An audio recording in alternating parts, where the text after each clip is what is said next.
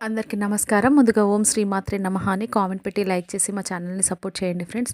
ఈ నెల డిసెంబర్ 16వ తేదీ నుండి ధనుర్మాసం ప్రారంభం కాబోతుంది. అయితే ఈ ధనుర్మాసంలో స్త్రీలు ప్రాణం పోయిన ఈ 5 పనులు అస్సలు చేయకూడదు. కాదని తప్పులు చేస్తే చేతిలో చిల్లి గవ్వ కూడా మిగలదు. అప్పుల పాలైపోతారు, లేనిపోని కష్టాలు వస్తాయని శాస్త్రాలు చెబుతూ ఉన్నాయి. ధనుర్మాసం ఆధ్యాత్మికంగా ఎంతో విశిష్టమైనదో, నియమాల ప్రకారం అంత కఠినమైనది కూడా అని మన పెద్దలు చెప్పిన మాటల ప్రకారం ఈ మాసంలో చేసే చిన్న తప్పు కూడా ఏడాది పొడవునా చేసిన పూజ ఫలితాన్ని నీరుగార్చేస్తూ ఉంటుంది.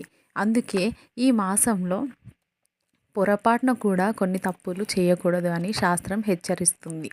ఇంతకీ మరి ధనుర్మాసంలో ఏ పనులు అసలు చేయకూడదు, తెలియక చేస్తే ఎటువంటి కష్టాలు వస్తాయి అనే విషయాన్ని ఈరోజు ఈ వీడియోలో వివరంగా తెలుసుకుందాం. అలాగే ఈ మాసంలో తప్పనిసరిగా చేయాల్సిన పనులు ఏమిటి అనే విషయాన్ని కూడా తెలుసుకుందాం. ఇక విషయంలోనికి వస్తే ధనుర్మాసం అంటేనే భక్తి భావానికి, విష్ణు ఆరాధనకు అత్యంత ప్రీతికరమైన సమయం. సూర్యుడు ధనస్సు రాశిలోకి ప్రవేశించినప్పటి నుండి భోగి పండుగ వరకు ఉండే కాలాన్ని ధనుర్మాసం అంటారు. ఇది దేవతలకు బ్రహ్మ ముహూర్తం లాంటిది. అంటే మనకు ఒక సంవత్సరం, దేవతలకు ఒక రోజు అయితే ఈ ధనుర్మాసం వారికి తెల్లవారుజామున 4 గంటల సమయం అన్నమాట. మనం ఉదయాన్నే లేచి ఎంత పవిత్రంగా ఉంటామో దేవతలు కూడా ఈ సమయంలో నిద్ర లేచే భక్తులకు అనుగ్రహించడానికి సిద్ధంగా ఉంటారు. అందుకే ఈ మాసంలో చేసే పూజలు, జపాలు 1000 రెట్ల ఎక్కువ ఫలితాన్ని ఇస్తాయి. సాక్షాత్తు భూదేవి అవతారమైన గోదాదేవి శ్రీరంగనాథుణ్ణి వివాహం చేసుకోవడానికి ఈ మాసంలోనే కఠినమైన వ్రతాన్ని ఆచరించింది. విష్ణువుని నిద్ర లేపడానికి పడే ఆరాటమే ఈ మాసమంతా కనిపిస్తుంది. ఇంతటి పవిత్రమైన మాసంలో మనం తెలిసి తెలియక కొన్ని తప్పుల వల్ల దరిద్రం చుట్టుకునే ప్రమాదం ఉంది. అందుకే చాలా జాగ్రత్తగా ఉండాలి. ముందుగా ఈ మాసంలో తప్పనిసరిగా చేయాల్సిన పనుల గురించి తెలుసుకుందాం. ధనుర్మాసం మొదలైన రోజు నుంచి ముగిసే వరకు ప్రతిరోజు సూర్యోదయానికి ముందే నిద్ర లేవాలి. తల స్నానం చేసి ఇంటి ముందు కల్లాపి చల్లి రంగురంగుల ముగ్గులు వేసి ఆ ముగ్గుల మధ్యలో ఆవు పేడతో చేసిన గొబ్బెమ్మలను పెట్టి వాటిని బంతిపూలతో అలంకరించాలి. ఆ గొబ్బెమ్మలు సాక్షాత్తు కృష్ణుడికి, గోపికలకు ప్రతీక. ఆడపిల్లలు ఉన్న ఇంట్లో ఈ పని చేయటం వల్ల వారికి మంచి భర్త లభిస్తాడని, పెళ్ళైన వారికి సౌభాగ్యం నిలుస్తుందని నమ్మకం. స్నానమాచరించిన తర్వాత విష్ణు సహస్ర పారాయణం చేయటం లేదా వినటం, గోదాదేవి రచించిన తిరుప్పావే పాసురాలను పఠించడం తప్పనిసరి. సాయంత్రం వేళ విష్ణు ఆలయానికి వెళ్ళి దీపారాధన చేయటం వల్ల సకల పాపాలు తొలగిపోతాయి. ఈ నెల రోజులు సాత్విక ఆహారాన్ని మాత్రమే తీసుకోవాలి. దేవుడికి పొంగలి లేదా దద్దోజనం నైవేద్యంగా పెట్టాలి. ఇవన్నీ పుణ్యాన్ని పెంచే పనులు అయితే పుణ్యం రాకపోయినా పర్వాలేదు, కానీ పాపం మాత్రం మూట కట్టుకోకూడదు. అందుకే ఈ మాసంలో అసలు చేయకూడని పనులు గురించి ఇప్పుడు మనం చాలా వివరంగా తెలుసుకుందాం. ఈ మాసాన్ని శూన్యమాసం అని కూడా అంటారు. అంటే లౌకిక శుభకార్యాలకు ఈ మాసం పనికిరాదు. పెళ్ళిళ్ళు, గృహప్రవేశాలు, ఆస్తి కొనుగోలు చేయటం వంటివి ఈ నెలలో చేయకూడదు.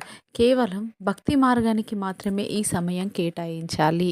ముఖ్యంగా స్త్రీలు తమ ఇంట్లో లక్ష్మీదేవి స్థిరంగా ఉండాలంటే కొన్ని వస్తువులను పొరపాటున కూడా ఈ మాసంలో ఇతరులకు చేతికి ఇవ్వకూడదు. మన పెద్దల మాట ప్రకారం ధనుర్మాసంలో సంధ్యా సమయంలో కానీ లేదా ఈ నెలలో ఎప్పుడైనా సరే ఉప్పు, మిరియాలు, గుడ్లు, కర్పూరము, శనగపిండి వంటి వస్తువులను పొరుగువారికి కానీ బంధువులకు కానీ చేతికి ఇవ్వకూడదు. ముఖ్యంగా ఉప్పు, కర్పూరము, శనగపిండి లక్ష్మీప్రదమైన వస్తువులు. వీటిని ఈ పవిత్ర మాసంలో బయటకు పంపిస్తే మీ ఇంట్లో ఉన్న ఐశ్వర్యము, ధనలక్ష్మి బయటకి వెళ్ళిపోతుందని శాస్త్రం చెబుతుంది. చేతిలో చిల్లి గవ్వ కూడా మిగులదు, అప్పుల పాలవుతారని హెచ్చరించడానికి ప్రధాన కారణమే ఇది. మనం ఎంత సంపాదించినా ఇంట్లో డబ్బు నిలవట్లేదు అంటే దానికి కారణం ఇలాంటి చిన్న చిన్న జాగ్రత్తలే. అలాగే ఈ మాసంలో భార్యాభర్తల బంధం విషయంలో కూడా కఠిన నియమాలు ఉన్నాయి. ధనుర్మాసం మొత్తం భార్యాభర్తలు తప్పనిసరిగా బ్రహ్మచర్యం పాటించాలి. ఇది కేవలం శారీరక దూరమే కాదు, మానసిక నిగ్రహం కూడా ఈ సమయం దైవారాధనకు కేటాయించింది. కాబట్టి సాంసారిక సుఖాలకు దూరంగా ఉండండి. మనసు భగవంతుడి మీద లగ్నం చెయ్యాలి. అంతటి నిష్టతో వ్రతం చేసింది కాబట్టే ఆమెకి రంగనాథుడు భర్తగా లభించాడు. కాబట్టి ఈ నెలలో దాంపత్య సుఖానికి ప్రాధాన్యతకు ఇవ్వకూడదు. ఒకవేళ ఈ నియమాన్ని ఉల్లంఘిస్తే ఇది దైవాపచారంగా పరిగణించబడుతుంది. మరియు పుట్టబోయే సంతానంపై కూడా ఆ ప్రభావం ఉంటుందని పెద్దలు చెప్తూ ఉంటారు. అలాగే ఈ మాసంలో చాలామంది చేసే పెద్ద తప్పు పగటిపూట నిద్ర. ధనుర్మాసం మొత్తం మీదట ఎట్టి పరిస్థితుల్లో పగలు నిద్రపోకూడదు. సూర్యోదయానికి ముందే నిద్ర లేవటం ఎంత ముఖ్యమో పగలు నిద్రపోకుండా ఉండడం కూడా అంతే ముఖ్యం. పగటి నిద్ర వల్ల ఆయుష్ తగ్గుతుంది. లక్ష్మీదేవి ఆ ఇంట్లో ఉండడానికి ఇష్టపడదు. అనారోగ్యంతో ఉన్నవారు, బాగా వృద్ధులు, చిన్నపిల్లలకు మాత్రమే దీని నుంచి మినహాయింపు ఉంటుంది తప్ప ఆరోగ్యంగా ఉన్న స్త్రీ పురుషులు పగలు నిద్రపోతే దరిద్రాన్ని ఆవహించినట్లే. అలాగే రాత్రిపూట కూడా మరీ ఆలస్యంగా నిద్రపోకూడదు. ఎందుకంటే మళ్ళీ తెల్లవారుజామునే బ్రహ్మముహూర్తంలో నిద్ర లేవాలి. కాబట్టి త్వరగా పడుకోవడం అలవాటు చేసుకోవాలి. మరో ఆసక్తికరమైన కానీ చాలామంది చేసే తప్పు ఏమిటి అంటే హరిదాసులను అగౌరవపరచడం. ధనుర్మాసంలో ఉదయాన్నే హరిదాసులు తంబూర నీటితో కాళ్ళకు గజ్జలు కట్టుకొని హరిలో రంగ హరి అంటూ ఇంటి ముందుకు వస్తారు. వారు సాక్షాత్తు ఆ శ్రీ మహావిష్ణు స్వరూపము. కనీసం ఒక గుప్పెడు బియ్యం అయినా సరే వారి అక్షయ పాత్రలో వేయాలి. అలా కాకుండా వారిని విసుక్కోవటము, చిల్లర లేదు వెళ్ళు అను కసురుకోవటం, లేదా అసలు పట్టించుకోకుండా తలుపులు వేసుకోవటము వంటివి చేస్తే అది మహాపాపం. హరిదాసు నెత్తి మీద ఉండే గుమ్మడికాయలో సాక్షాత్తు శ్రీకృష్ణుడు ఉంటాడని నమ్మకం. కాబట్టి మీ స్తోమత కొద్దీ ఎంతో కొంత దానం చేయాలి తప్ప వారిని వట్టి చేతులతో పంపకూడదు. ఆహారం విషయంలో కూడా కొన్ని కఠిన నియమాలు ఉన్నాయి. ఈ నెలలో రాత్రి మిగిలిపోయిన అన్నాన్ని అంటే చద్దన్నము ఉదయం తినకూడదు. అలాగే ఉదయం వండిన వంటకాలను సాయంత్రం తినకూడదు. ఎప్పటికప్పుడు తాజా వంట కార్యక్రమాలు జరగాలి. ఎందుకంటే ఈ మాసంలో మనం తీసుకునే ఆహారం కూడా నైవేద్యంతో సమానంగా పవిత్రంగా ఉండాలి. మరో ముఖ్యమైన విషయం ఏమిటంటే ఈ నెల రోజుల్లో విస్తరాకుల్లో లేదా అరటాకుల్లో భోజనం చేయడం చాలా శ్రేష్టం అని చెప్తూ ఉంటారు. కంచంలో తినటం అంటే ఆకుల్లో తినటం వల్లే విషదోషాలు పోయి ఆరోగ్యం కలుగుతుంది, పుణ్యం కూడా వస్తుంది. అలాగే ఈ నెలలో సోరకాయ, గుమ్మడికాయ వంటి వాటిని ఆహారంలో ఎక్కువగా తీసుకోకూడదు. వాటిని దానానికే ఎక్కువగా వినియోగించాలి. అలాగే ఈ నెలలో పూలను కొనేటప్పుడు కానీ మాల కట్టేటప్పుడు కానీ ఆ మాలను వాసన చూడకూడదు. మనం వాసన చూసిన పువ్వు ఎంగిలి పడినట్టు లెక్క. అలాంటి పూలను దేవుడికి పెడితే శపించినట్టు అవుతుంది తప్ప పూజించినట్టు కాదు. అలాగే వాడిపోయిన పూలను, పురుగులు కొరికిన ఆకులను దేవుడి పటాలకు పెట్టకూడదు. మహిళలు ఇంటి పనుల్లో చేసే మరో చిన్న తప్పు ఏమిటంటే రాత్రిపూట గిన్నెలు కడగకుండా షింకులు అలాగే వదిలివేయటం. ఇది సాధారణ రోజుల్లోనే దరిద్రం. ఇక ధనుర్మాసంలో అయితే మరీను రాత్రి భోజనాలు అయ్యాక వంటగదిని శుభ్రం చేసి గిన్నెలు కడిగి పెట్టుకుంటేనే లక్ష్మి కటాక్షం ఉంటుంది. ఎంగిలి గిన్నెలు రాత్రంతా ఇంట్లో ఉంటే ఆ ఇంట్లోనే నెగిటివ్ ఎనర్జీ ప్రవేశిస్తుంది. ఉదయం లేవగానే ఆ ఎంగిలి గిన్నెల దర్శనం అరిష్టం. అలాగే ఉదయం లేవగానే అద్దంలో ముఖం చూసుకోకూడదు. ముందుగా అరచేతులు చూసుకోవాలి లేదా దేవుడి పటం చూపాలి. ఈ నెల రోజులు నోటి నుంచి అశుభపు మాటలు రాకూడదు. నా కర్మ, చచ్చాను, పీడ, దరిద్రం వంటి పదాలను కోపంలో కూడా వాడకూడదు. ఇంట్లో గొడవలు పడటము, పిల్లలను కొట్టడము, ఏడుపులు, పెడబొబ్బలు వినిపిస్తే ఆ ఇంట్లో విష్ణుమాయ నిలవదు.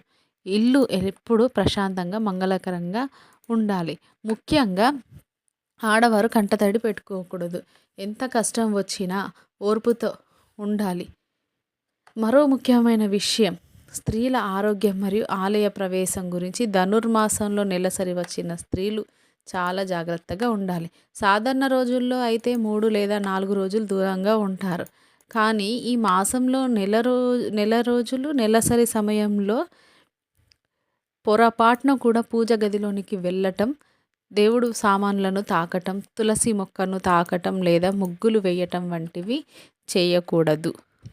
5 రోజుల పాటు పూర్తిగా పూజ కార్యక్రమాలకు దూరంగా ఉండాలి. ఆ సమయంలో శారీరకంగా, మానసికంగా విశ్రాంతి తీసుకోవాలి తప్ప దైవ కార్యాల్లో జోక్యం చేసుకోకూడదు. ఇది అశుభాన్ని కలిగిస్తుందని నమ్ముతూ ఉంటారు. ఆ 5 రోజులు పూర్తయ్యాక తలస్నానం చేసి శుద్ధి అయిన తర్వాత మళ్ళీ దీపారాధన మొదలు పెట్టాలి. అంతవరకు ఇంటిలోనే ఇతర సభ్యులు ఆ బాధ్యత తీసుకోవాలి లేదా అసలు దీపం పెట్టకుండా వదిలివేయాలి. ఇక గుడికి వెళ్ళేటప్పుడు, విష్ణు ఆలయానికి వెళ్ళేటప్పుడు స్త్రీలు పాటించాల్సిన పద్ధతుల గురించి ప్రత్యేకంగా చెప్పుకోవాలి. ఈ రోజుల్లో ఫ్యాషన్ పేరుతో చాలామంది జుట్టు విరబోసుకొని గుడికి వెళ్తూ ఉంటారు. కానీ ధనుర్మాసంలో ఇలా చేయటం మహాపాపం. జుట్టు విరబోసుకోవటం అనేది అశుభానికి, శోకానికి సంకేతం. దేవాలయంలోనికి, అదే కూడా సాక్షాత్తు వైకుంఠ సమానమైన విష్ణు ఆలయాల్లోకి వెళ్ళేటప్పుడు జుట్టు ముడి వేసుకొని లేదా జడ వేసుకొని నుదుట బొట్టు పెట్టుకొని సాంప్రదాయ వస్త్రధారణతో వెళ్ళాలి. జుట్టు విరబోసుకొని వెళ్తే జ్యేష్ఠాదేవిని ఆహ్వానించినట్టే అని శాస్త్రం చెబుతుంది. దేవుడి ముందు మనకంటే మన అహంకారం తగ్గాలి, వినయం కనిపించాలి. అలాగే గుడిలో గట్టిగా మాట్లాడడం, నవ్వటం, ఇతరుల గురించి చాడీలు చెప్పటం వంటివి చేస్తే మీరు ఆ రోజు తెల్లవారుజామున లేచి చేసిన పూజ ఫలితం మొత్తం పోతుంది. ధనుర్మాసంలో వచ్చే అత్యంత పవిత్రమైన రోజు ముక్కోటి ఏకాదశి. ఈ రోజున వైకుంఠ ద్వారాలు తెరుచుకుంటాయి. ఈ ఒక్కరోజు ఉపవాసం ఉంటే 3 కోట్ల ఏకాదశులు చేసిన పుణ్యం వస్తుందని ప్రతిది. అందుకే ఈ రోజున నియమాలు మరింత కఠినంగా ఉండాలి. పొరపాటున కూడా ఏకాదశి రోజున తులసి ఆకులను తుంచకూడదు. అలాగే ఈ రోజున ఎవరిని తిట్టకూడదు, కొట్టకూడదు, కోప్పడకూడదు కూడా. ముక్కోటి ఏకాదశి నాడు ఉత్తర ద్వారం గుండా దేవుని దర్శనం చేసుకోవడం చాలా ముఖ్యం.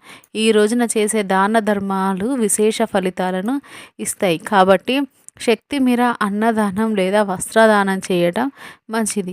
ఇవి మాత్రమే కాకుండా మీకు తెలియని మరికొన్ని ఆసక్తికరమైన తప్పులు కూడా ఉన్నాయి.